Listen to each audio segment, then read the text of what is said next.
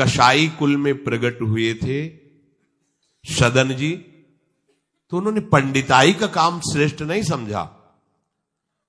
स्वधर्मो निधनो श्रेया परधर्मो भयावहा। वो अपना धर्म का, ऐसे ज्ञानी महात्मा थे कि बड़े बड़े संत उनसे सत्संग करने जाते थे, और ऐसी निष्ठा थी कि विचलित नहीं हुए, हाथ कटवाले विचलित नहीं हुए। जा रहे थे जगन्नाथ जी के दर्शन करने, तो संयम से चलने वाले पुरुषों के चेहरों में आकर्षण ही होता है। भिक्षा के लिए तो एक माता ने देखा तो आकर्षित हो गई, उसने कहा यहीं पा लीजिए भिक्षा। संत हृदय उनकट पा लिया। तो आप कहां जा रहे हैं? जगन्नाथ जी के दर्शन। तो अब तो शाम होने वाली, यहीं रुक जाइए, कल चले जाना। बड़ा भाव देखा, रुक गए। वो रात्रि में उनके पास आई, गलत भावना प्रकट की, तो कहा कि तुमको तो ऐसा सोचना भी नहीं चाहिए, तुम्हारे तो पति विराजमान है।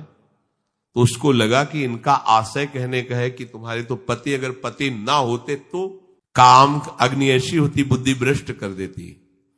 आई और कहा तो पति को राधे राधे कर दिया, तो आप ऐसा तूने कैसे सोच लिया, तेरी ऐसी भावना। बोले अब ज्यादा हमारे सामने बाबागिरी नहीं, अब हम जो कहें वही कहो, नहीं तो हम जब पति को मार सकती तो तुम्हें अभी पूरी जनता से मरवा सकती है। उनका प्राण दे सकता हूं, धर्म से विमुख नहीं हो सकता। उसने मचा दिया हल्ला, लोग एकत्रित, देखो देखो ये धर्म करने का फल। मांग रहा था रोटी, हमने इसको बैठ के पवाया और कहा कि आज रात्रि यहीं रुक जाओ। रात्रि में रुका, हमारे साथ गंदा आचरण करना चाहा, पति ने विरोध किया, पति का गला काट दिया। और जाल रचने में माया को देर लगती है क्या? वो मुस्कुरा रहे थे। जगन्नाथ जी बड़ी सुंदर लीला की आपने, भक्त हैं उनके तो सामने भगवान, तो उनके संसार थोड़ी होता है। भक्त केवल भगवान को देखता है, उनकी लीला है जैसा। तो साधु अपने भाव में होता है। तो सदन जी आनंदित है, हे भगवान ये तुम्हारी लीला है। राजा के पास सुबह पेश किया गया उनको बांधकर, उनसे पूछा तुमने अपराध किया? तो उनका ऐसा नहीं।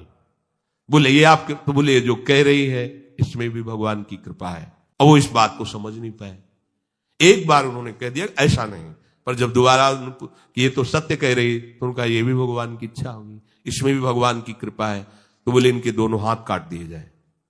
साधु है, प्राणदंड तो नहीं, इतने हाथ काट छोड़ दिया जगन्नाथ जी के सामने में।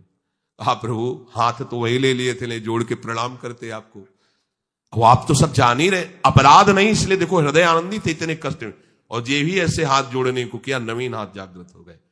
और भगवान प्रसन्न होकर के, भगवान जब बातचीत करते हैं तो यही बातचीत अपने से होने लगे तो आप नहीं सुन पाएंगे, जिससे होगी वही सुन पाए।